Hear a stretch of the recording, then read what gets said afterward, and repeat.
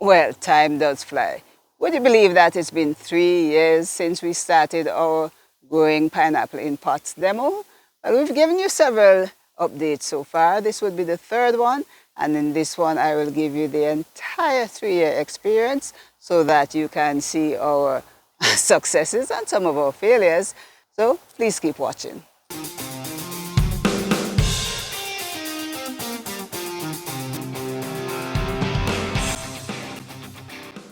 Thanks for staying. And if this is your first time viewing the Gardening with Calyx channel, a special welcome to you. And of course, we cherish our regular return viewers. Let's get started with the summary of what we have done from the beginning of this demo and take you through all the way through a 3-year period. Here's a look at the demo at the outset. And as you can see, different size planting materials, different types of containers. And if you need more information on this, please check the link that we're providing on the screen. Between the 4th and the 8th month, we had prolonged periods of really heavy rains, and that had the effect of really depleting the potting mix of nutrients. And you're looking at them here now at 9 months after we set up the demo, and they have still not returned to what I consider a healthy color. Here are the two larger suckers that we started off with, the Sugarloaf variety, and right on schedule, 14 months, they started producing those tiny little flowers. These are the first two plants that provided us with fruits. They are the Sugarloaf variety, and when we planted them, they were about already 3 months old. So it's no surprise that they are a little advanced of the others in the demo. And isn't this lovely? This has been out now about 2 months, and you see the shape of the pineapple is already very distinct, complete with the little crown on the top. We had to be patient for another 4 months in order to get to the stage of reaping our first pineapple. It is 20 months, and I purposefully left this one on the plant till it was as ripe as it could be. It actually started bending a bit. Good. Perfectly ripe. So the color, uniform color all the way through. And it's a fairly large fruit, 2¼ pounds. A fully mature, perfectly sun-ripened pineapple. Well, you don't have to ask if it was sweet. And here they are, 28 months after the start of the demo, with the exception of these plants you're seeing here on the left, close to the wall, which suffered from intense sunlight and reflected heat from the wall. Most of the other plants were doing well.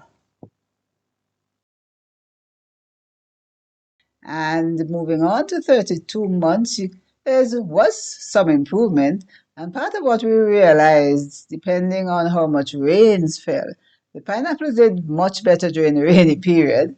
So, note to self, maybe more attention to watering. And as you can see, fruits were developing. My favorite time of any week or any month is when I get to cut another pineapple. We've reaped 8 pineapples so far, and most of the plants are in their mature phase, which means that we're also seeing lots of propagation materials. We're talking the suckers and the slips. We'll select the best out of the lot and use them to replace those plants that have died, as well as to plant a few more pots. Now we're at a critical stage at the end of 3 years. We're going to be rearranging the space, adding 9 more pots, placing them differently, a little closer together in rows, so that as they mature and fruit, the plants will be able to support themselves better. We did learn a few things.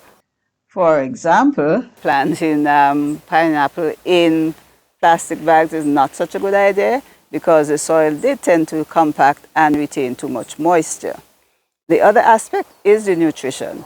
The plan we had of fertilizing every 2 to 3 months is not sufficient for growing pineapples in pots.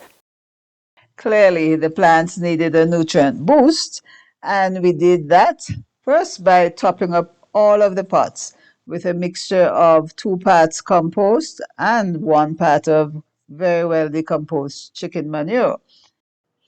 The addition of the organic matter component serves two main purposes. The first, of course, is to provide the plants with nitrogen, phosphorus, potassium, and a range of micronutrients.